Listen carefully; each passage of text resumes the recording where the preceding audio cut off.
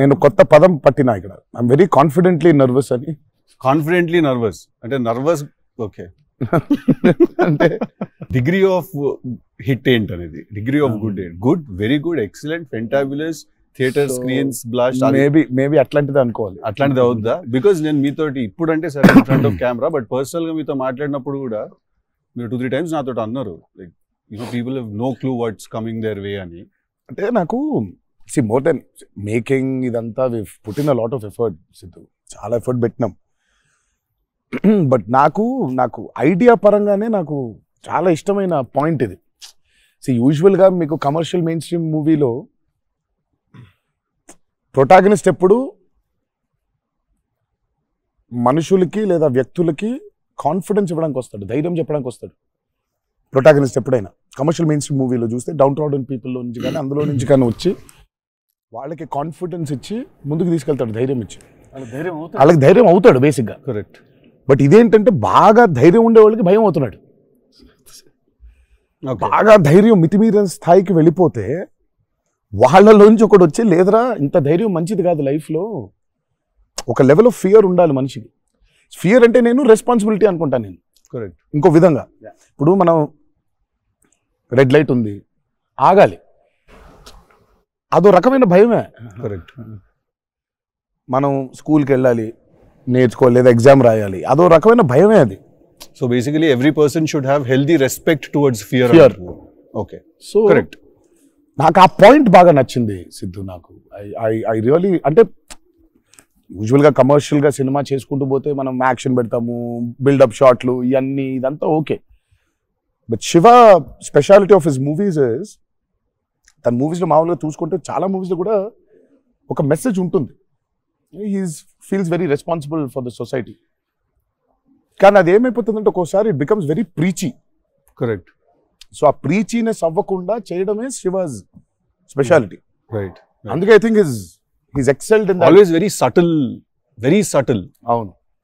మీ films లో heroism ఇందులో అదే that was my question actually. ఇప్పుడు కొంచెం మీరు ఇంకొంచెం అగ్రెసివ్ అయ్యారు అనిపించింది సార్ ట్రైలర్ అది చూస్తే. అంటే ఎత్తుకున్న ఎమోషన్ అలాంటిది. Right. he need to be little, I won't say louder, aggressive ఉండాలి ఆబ్వియస్లీ. ఎమోషన్ ఫియర్ అంటున్నాం కాబట్టి. రైట్. భయం. సో నువ్వు ఇప్పుడు మిమ్మల్ని చూసి ఒకళ్ళు భయపడాలంటే ఏమవ్వాలి? అన్న కుదరదు నాన్న అంటే భయపడరు కదా. నాన్న అలా తప్పురా అంటే దానికి ఒక స్కేల్ ఉండాలి దానికి. కరెక్ట్. దానికి అది అందుకని ఇందులో అది లేదు. ఇక యాక్షన్ డ్రామా అని చెప్పాలి దేవరా అంటే. బేసికలీ మాసివ్ టెస్టోస్టెరాన్ ఉండబోతుంది సినిమాలో బేసిక్ గా, ఫైట్స్ లెవెల్లో, యాక్షన్ లెవెల్లో, and with your intensity of course. It is a very intense film, Sidhu. It's not one of those movies where it's, I mean, like it focuses. It's more. It's very intense. Right. It runs on that line. Right. That for me is అందుకే అంటున్నాను. So బాగా confident గా ఉన్నాను, కానీ ఆ nervousness ఉంది. Because I really want this movie to work. Because there is so much which needs to be told ఇంకా about the movie. Right. So మేము ఎంతో కొంత చెప్పి ఆపుతున్నాము. అంటే తప్పలేదు, ఇంకా మొత్తం తీసుకుంటూ పోతే దాదాపు 8 గంటలు 9 గంటల సినిమా వచ్చేది. ఓకే అన్న, హిందీ మీరే చెప్పేస్తారా డబ్బింగ్ దీనికి? హిందీ, కన్నడ మీరేనా? తమిళ్ బంద్ చేసేయండి, అయిపోయింది ఇంకా వేస్ట్. ఇంకా మేము అందరం ఏంది, ఇంకా కష్టం ఇది. కన్నడ మీరు బాంబే షిఫ్ట్ అయిపోవచ్చు కదా, మేము ఇక్కడ హీరోలుగా అప్పుడు మేము చచ్చిపోతాను నేను ఇక్కడ. అన్ని భాషల్లో డబ్బింగ్ చెప్పడం ఏంటన్నా? నువ్వు షిఫ్ట్ అయిపో బాంబే కావాలంటే, నీకు వస్తుంది, నీకు వచ్చుగా హిందీ బానే. అంటే అంతరా 4 భాషల్లో డబ్బింగ్ చెప్పారు. హిందీ ఆతా అంటే భయ్యా ప్యాస్ డాలో. నేను ఇంకా అక్కడికి వెళ్ళిపోయి ఇదరా అయ్యే హిందీ అనుకున్నా. Professionally, what is your biggest fear, sir? Of course, I might not be able to make a great film, cinema success అవుతుందా లేదా, but as an artist personally. నేను అసలు తాడు బొంగరం లేనిలా బతుకుతాను నేను. నాకు అంత పెద్ద ఫీర్ ఏ ఉంది. నేను ఎత్తుకున్న ఎమోషన్ రైట్ ట్రాక్లో వెళ్తుందా లేదా, ఒక్కరితో అయ్యే పని కాదు. 100 మంది ఉంటే కానీ సినిమా అవుద్ది. వీళ్ళందరినీ రైట్ ట్రాక్లో పెట్టి కరెక్ట్ అవుట్పుట్ తీయగలమా లేదా అన్నంత మించి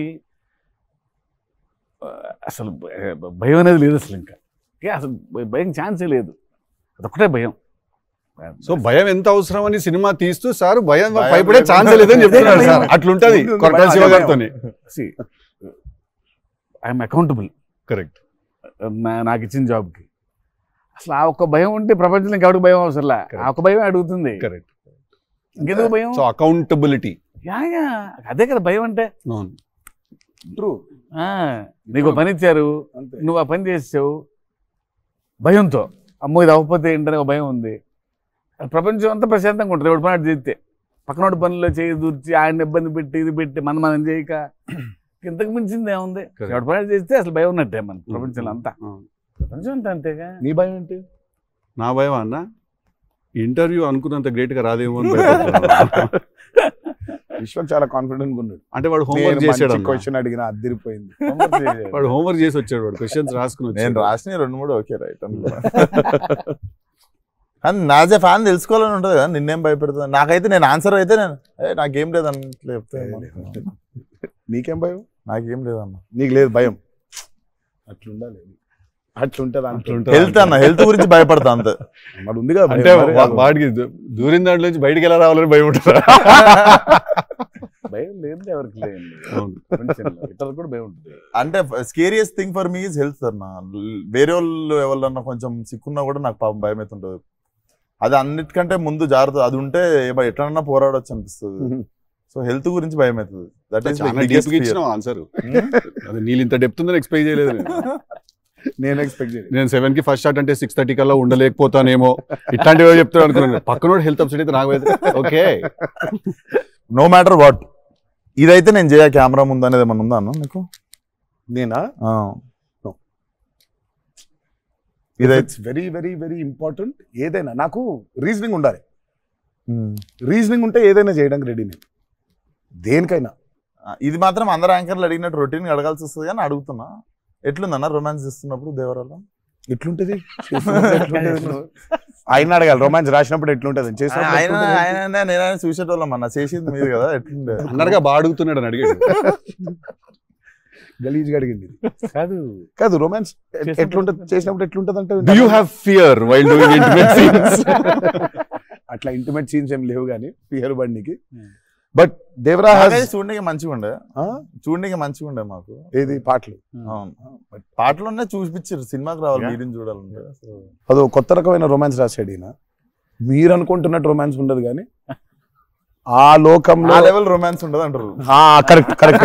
ఈ లెవెల్ రొమాన్స్ ఉండదు కానీ కొంచెం ఆ లెవెల్ రొమాన్స్ కూడా ఉండదు కానీ మా లెవెల్లో రొమాన్స్ ఉంటుంది. ఏదో ఏమో చేస్తావేమో ఫ్యూచర్ లో అని.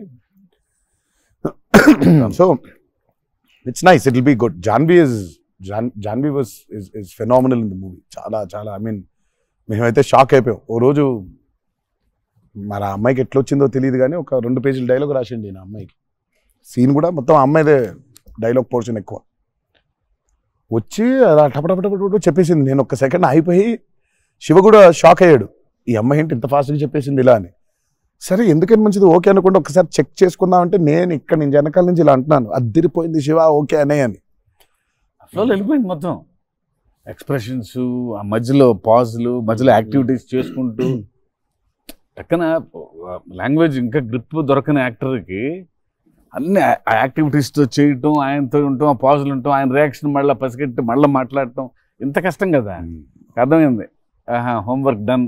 That I think she'll become very big. She's got that phenomenal talent. మరి obviously శ్రీదేవి గారి డాటర్ కదా, ఆర్క్ ఉండదు కదా. So she is phenomenal. పాపం చాలా she's put in a lot of effort, especially for that Daavudi song. పాపం she was hospitalized for about 4 or 5 days before discharge అయ్యి పాపం వెంటనే ఒక 2 days రిహర్సల్స్ చేసి వెంటనే she was very weak. But అయినా చేసి నేను ఆ సాంగ్ లో అనుకుంటుండే అన్న, తీసుకుంది ఛాలెంజ్ పక్కన చేసింది మ్యాచ్ చేయనికే. కానీ మ్యాచ్ చేయనికే వెరీ గుడ్ వచ్చి 97-96 మార్క్ దాకా వచ్చిండే ఒక్కొక్క దగ్గర. లేదు చాలా బాగా చేసింది. Definitely Janhvi will be very good addition for Devra. And it's a very big love story which he wrote. So obviously మీకు part 1 లో కొంత కనపడుతుంది. కరెక్ట్. దాని టోటాలిటీ ఇంకో వేరే టర్న్ అనేది దాని అది మొత్తం ఇంకా part 2 లో it's a very different thing all together. Sir మిమ్మల్ని అందరికంటే ఎక్కువ ఇబ్బంది పెట్టిన సీక్వెన్స్ ఏది సార్? నాకు తెలిసి ప్రతి సినిమాలో ఒక సీన్ రిటేట్ చేస్తుంది సార్. ఒక సీన్ ఒక సీక్వెన్స్ ఏదో ఒకటి బాగా ఉంది ఎక్కువ వర్క్ లాగుతూ ఉంటే మళ్ళీ ఒక సినిమాకి స్టార్టింగ్ మొదలవుతుంది ఇంకా ఎండ్ వరకు నాగ్ అవుతా ఉంటుంది సీన్ ఉంటుంది అది ప్రతి సినిమా ప్రతి సినిమాకు ఉంటుంది. మాకట్లా మా ఆయుధ పూజ ఒక సీన్ ఉంటుంది, ఒక ఆయుధ మాకు ఆయుధ పూజ సాంగ్ ఉంది అట్లా సెటప్ అది ఆ. సెటప్ ఇన్ ద ఫిల్మ్ చాలా కీ ఎపిసోడ్ అది. దాన్ని ఫస్ట్ షెడ్యూల్ లో ప్లాన్ చేస్తే దాంతో గుమ్మడికాయ కొట్టాం. దాంతో గుమ్మడికాయ కొట్టాం. అబ్బా లాస్ట్ షాట్ దాంతో ఫిలిం సిటీలో వేసాం సెటప్ అది.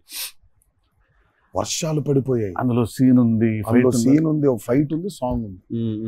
అది అక్కడ మొదలైతే ఇప్పుడు ఎండ్ అయింది. పైగా అందరు కాంబినేషన్లు రకరకాల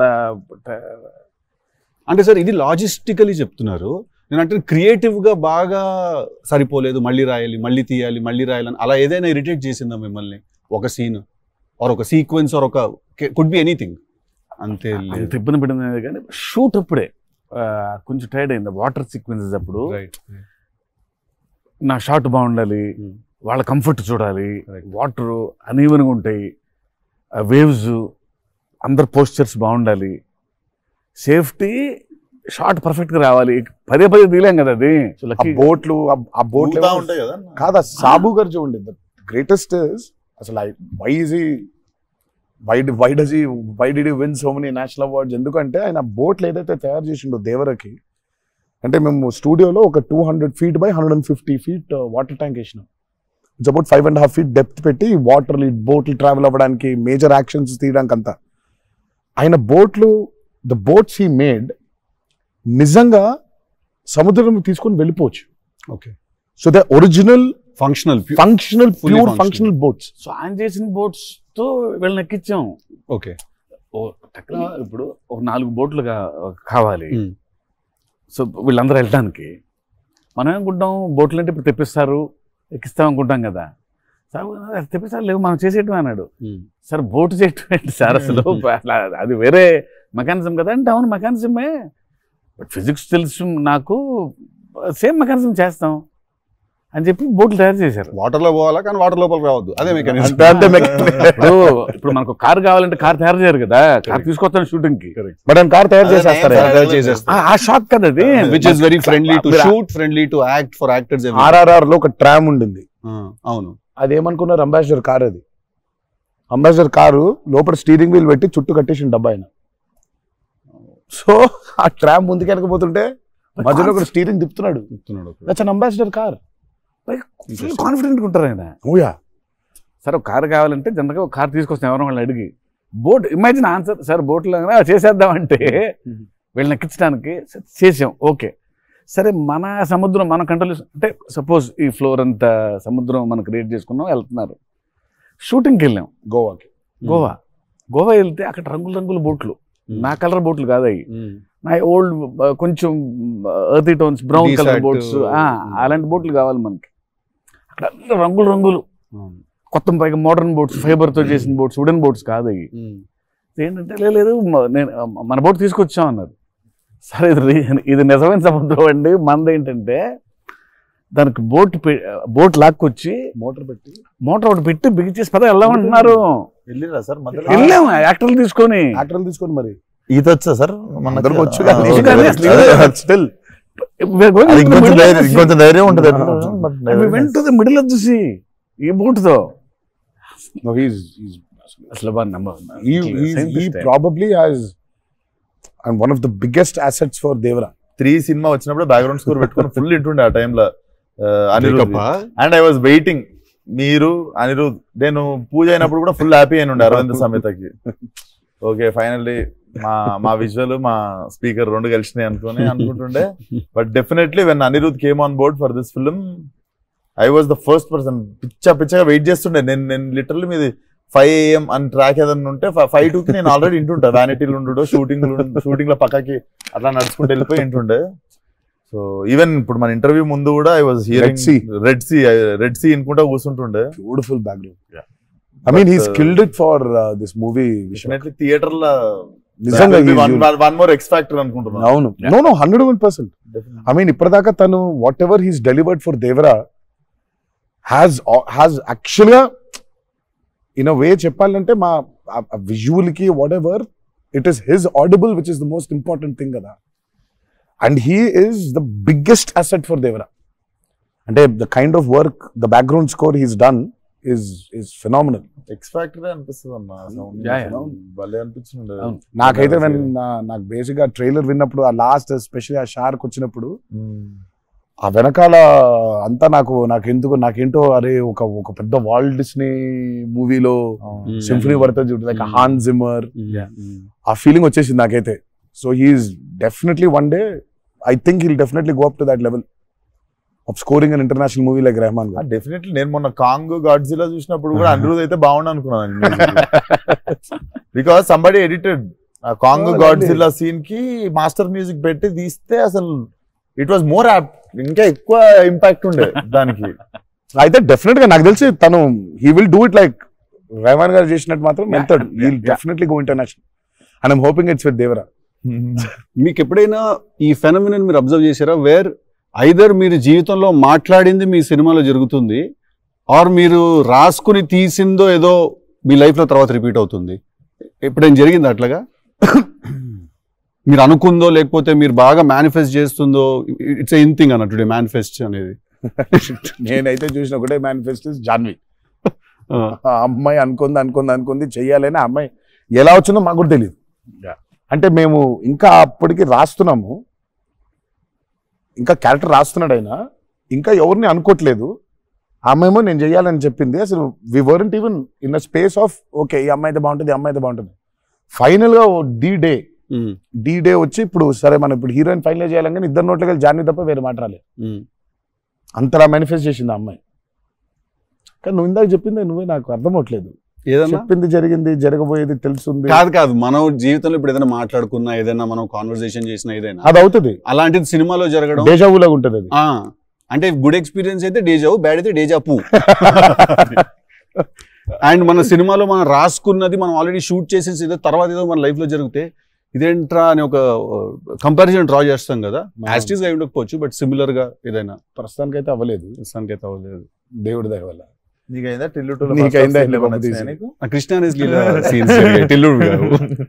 మనోడికి అవుతాయి ఇట్లాంటి అన్ని ఐటమ్ పనులు అన్ని కదా.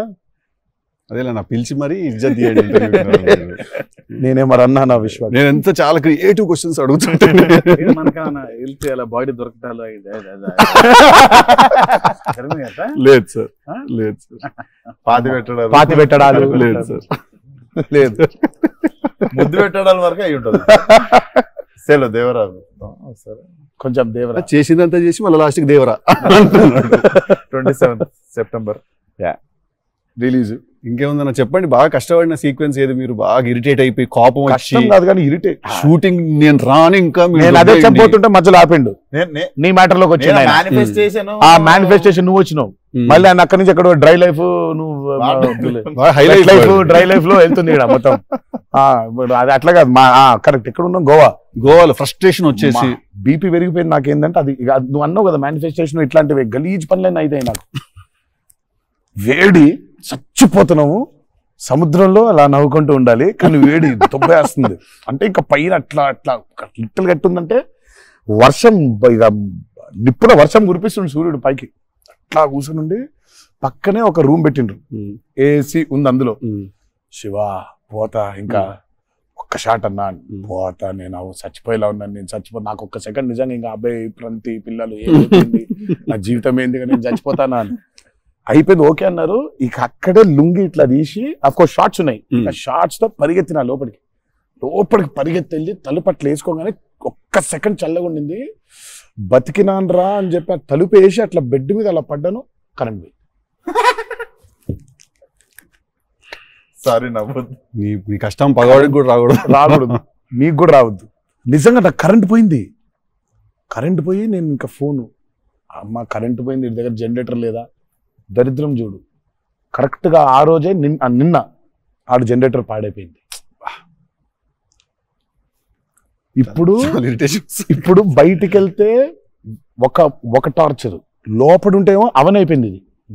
ఇక ఇప్పుడు నేను లోపల, ఇప్పుడు బయట ఒక చికెన్ లాగా ఫ్రై అయిపోవాలా, తందూరు అవ్వాలా, లేకపోతే లోపల ఇడ్లీ లాగా స్టీమ్ అవ్వాలా. ఈ మీమాంసలో సౌత్ ఇండియన్ ఇంకా ఏంటో ఇంకా ఇది ఇంకా అసలు నా వల్ల ఒక బనీని చింపేద్దాం అనుకున్నా, అసలు నాకేం అర్థం అవట్లేదు.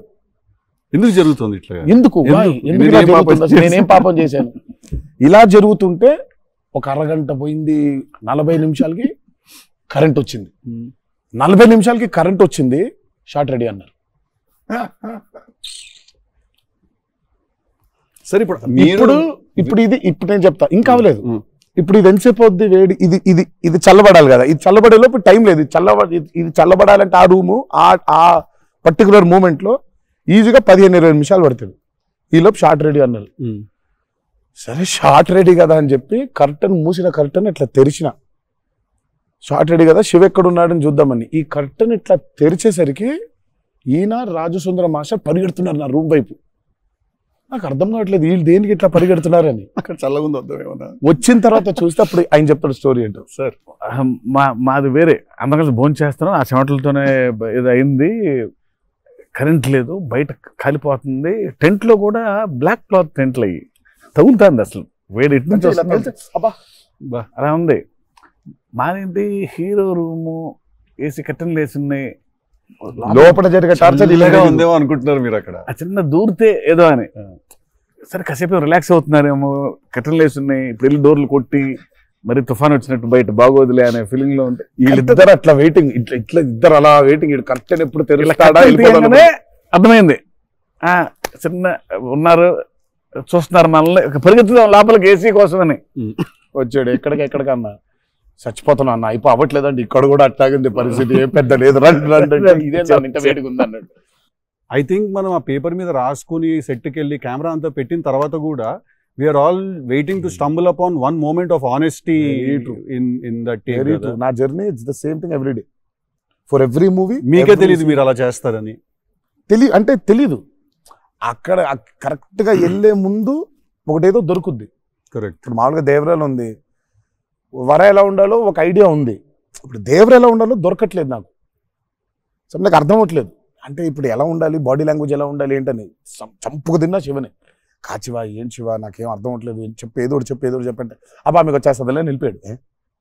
రావడం ఏంటి, కాదు శివ ఏదో నాకేం అర్థం అవ్వట్లేదు, దేవర ఏంటి, ఇప్పుడు వాడు ఎట్లుండాలి, వాడు మూడ్ సెట్ ఏంటి, వాడు మైండ్ సెట్ ఎట్లున్నాడు, ఎట్లా నడవాలి, ఎట్లా నిల్చోవాలి ఏంటి, చాలా కంపోజ్గా ఉండాలా, మరీ ఓవర్ కంపోజ్గా ఉండాలా, లేకపోతే అగ్రెసివ్గా ఉండాలా, నాకేం అర్థం అవ్వట్లేదు.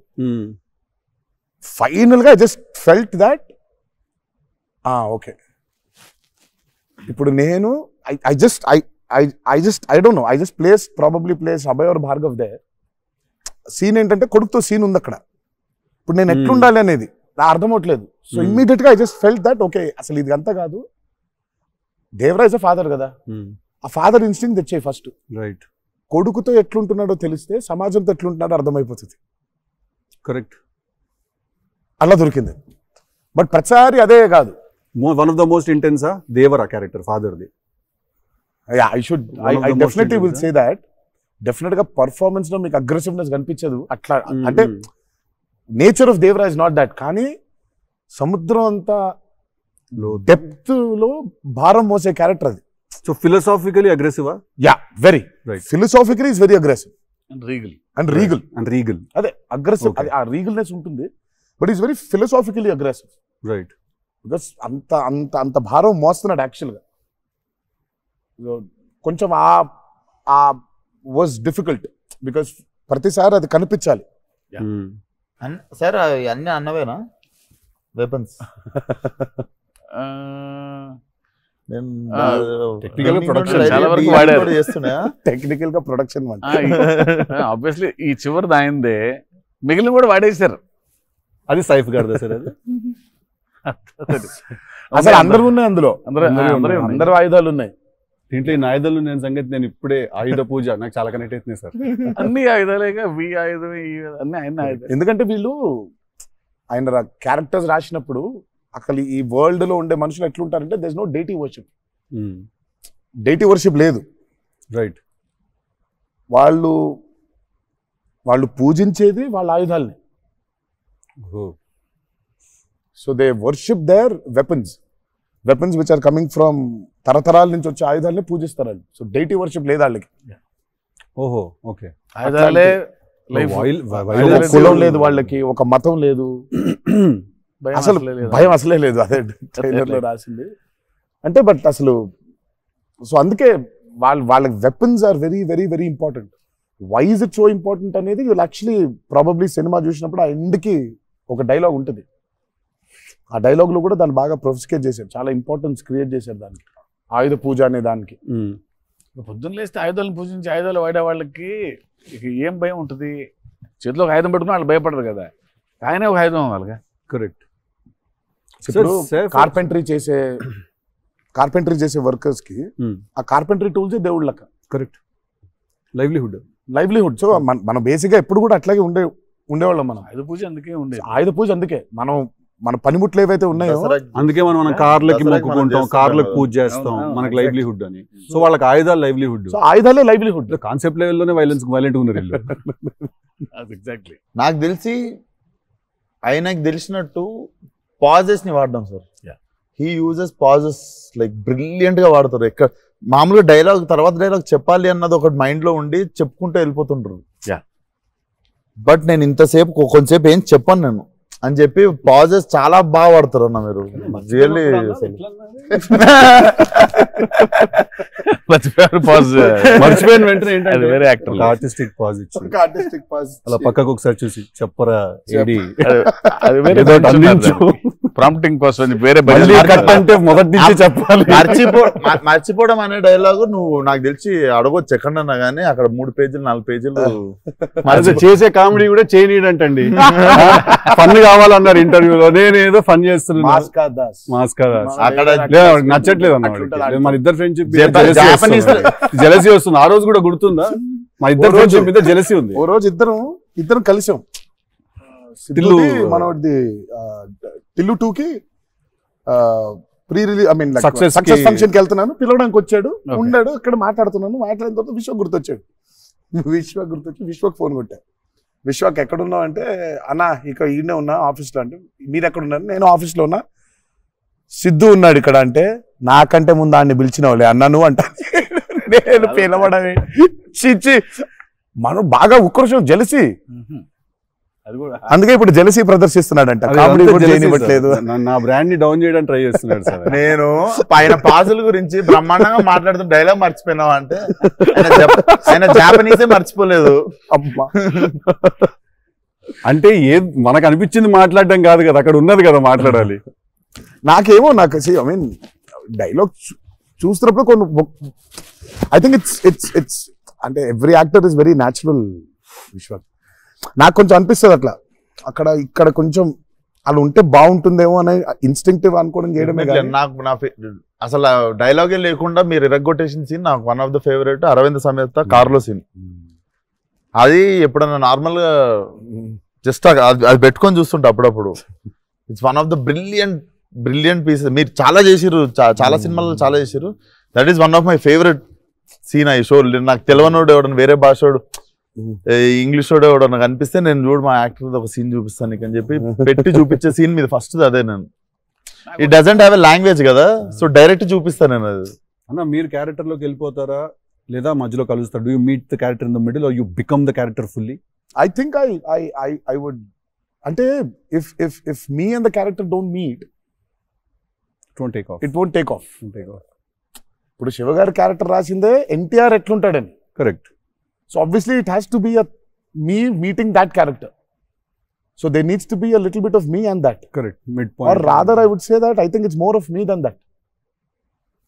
Interesting. So it's more of me than that. But what if there is a dialogue that he's written or a philosophy that he's trying to put across as a writer and a director? I'll have to believe that philosophy. But what if you don't believe it as a person? But I'll have to.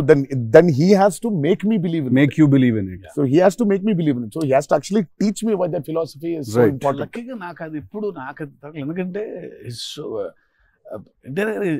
Is so predictable కాదు ఆయన. ఇట్లా ఉంటాడు అని అనలేం. తక్కువ రోజు వెళ్తే మనం NTR రంగానే master అట్లా కూర్చొని ఉంటాడు, విజిటింగ్ రూమ్ లో కూర్చోబెట్టి వెళ్ళేసరికి వంటగదిలో ఉంటారు. అంటే ఎక్కువ వంటగదిలోనే ఉంటా. ఇప్పుడు ఎలా ఉంటాడు, కోపం వెళ్తే ఫుల్ కెండలు ఉంటాయి. సో ఇలా ఉంటాడు అసలు, అది ఇప్పుడు లేదు అసలు. We don't know. సరదా ఉంటాడు, పిల్లలతో కాసేపు, చిన్న పిల్లలకు అన్నం పెడుతుంటారు. You don't know what At any given point of time ఎనర్జీలో అయితే ఉంటారు. సో అందుకని పెద్దగా ఇలాంటిది రాయాలి, ఇలా ఉంటారు ఆయన, అసలు ఆగోలేదు నాకు ఎప్పుడు. ఓకే ఓకే చిన్న బెదురుగా ఉంటుంది, అన్నీ ఉంటాయి. సో అందుకని ఆయన ఇది ఇట్లా రాయాలి అని అన్ని లెక్కలు లేవు అసలు ఎప్పుడు నాకు. బికాస్ వెరీ క్లోజ్గా చూస్తాను కాబట్టి నేను రైట్ అది రోజు అదే. నాకు కొంచెం భారం వేయడం ఇష్టం ఉండదు. ఉండదా? లూజ్ అయిపోవాలి, చాలా ఫ్లూయిడ్గా ఉండాలి. నాకు జనరల్గా కూడా లైఫ్లో అలాగే ఉంటాను కూడా నేను. ఎంత సాధ్యం ఉన్నంత వరకు కొంచెం ఫ్లూయిడ్గా ఉండడానికి ట్రై చేస్తాను. ఇప్పుడు ప్రాబ్లం ఏంటంటే ఇప్పుడు మన ఇమేజ్ని చాలా సీరియస్గా తీసేసుకొని ఇప్పుడు ముందుకి అసలు ఇంకా విశ్వాక్ అడుగు, మళ్ళీ అన్ని నేనే అడుగుతున్నాను, మేము అడగట్లేదని స్టార్ట్ చేస్తాం. ఏం లేదు సార్, ఇప్పుడు అంటే దీనికి మేము వచ్చి ఇంత చేసినందుకు ఏదన్నా ఒక ఎక్స్పెక్టర్ ఉండాలి కదా మాకు. ట్రైలర్ లో లేని డైలాగ్ ఏమన్నా వినడానికి ఏమన్నా చిన్న ఛాన్స్ దొరుకుతుందా ఇప్పుడు ఏమన్నా? నేను యాక్చువల్లీ సినిమా చూస్తాను, గిఫ్ట్ హ్యాంపర్ లాంటిది ఏదైనా ఇస్తే ఇంకా హ్యాపీ నేను ఫీల్ జనరల్గా సార్ ఒక డైలాగ్ చెప్పండి. అదే అట్లా అడగలేదు నేను, యాంకర్ లాగా అడగొద్దని కానీ అదే అడిగిన, అదే క్వశ్చన్ అలానే కాదు, అదే క్వశ్చన్. ఇది ఈ డైలాగ్ పేలుతుంది అని చెప్పలా. సో పంచకాంతి పంచ్ అయిపోతుంది అక్కడ. సో అందుకని నేను పర్టికులర్ గా ఇది ఆడియో ఫంక్షన్ లో చెప్పాల్సిన డైలాగ్ నువ్వు వచ్చి ఇక్కడ చేసినందుకు నీకు డైలాగ్ కావాలంటే బిర్యానీ వండి పంపిస్తా తిను. సూపర్. బెస్ట్ కదా, అదే బెస్ట్, అదే బెటర్. బిర్యానీ ఉండే ఎక్స్ ఫ్యాక్టర్ అదే నీకు. ఇక చెప్పానన్న డైలాగ్ వేసి అర్థమవుతుంది, అర్థమైంది చెప్పానని చెప్పి బాగా డిప్లొమాటిక్ గా చెప్పారు. అర్థమైంది, బిర్యానీ ఒకటేనా అని చూస్తున్నా అంతే. ఇక ఫుల్ ఇక పంచపక్ష పరిమాణాల్లో ఉండాలంటే సినిమా రిలీజ్ వరకు ఆగలను. అదే 27th తర్వాత. Yeah. బట్ థ్యాంక్ యూ మీ ఇద్దరు వచ్చి మా ఇద్దరితో ఈ ఇంటర్వ్యూ అన్నారు కానీ చిట్ చాట్, ఈ chit chat. Thank you so much, మాట్లాడుకుంటుంటే thank you so much Vishwak, thank you so much. Indian pleasure. Wanted to meet, wanted to understand. ఇన్ని సంవత్సరాల నుంచి కష్టపడి సినిమా తీస్తున్నారంటే at least within the industry ఉన్న మాకైతే అర్థం అవుద్ది దాంట్లో ఎంత కష్టం ఉంది ఏంటనేది. So we wish you guys all the very best. Thank you so much. Not that you need it. Looks No, very promising. we need it. But I mean, బయట నుంచి అంటే మనకు ఉంటుంది కదా. కావాలి ఎన్ని బ్లెస్సింగ్స్ అయినా అన్ని బ్లెస్సింగ్స్ కావాలి మాకు. ఆ విషయం మాత్రం కాంప్రమైజ్ లేదు. ఎన్ని బ్లెస్సింగ్స్ వస్తే ఇచ్చేయండి మాకు, తీసేసుకుంటాం. Looks damn promising and can't wait to see. Thank you. 27th కలుద్దాం మనం, చిల్లు కొడదాం. Done.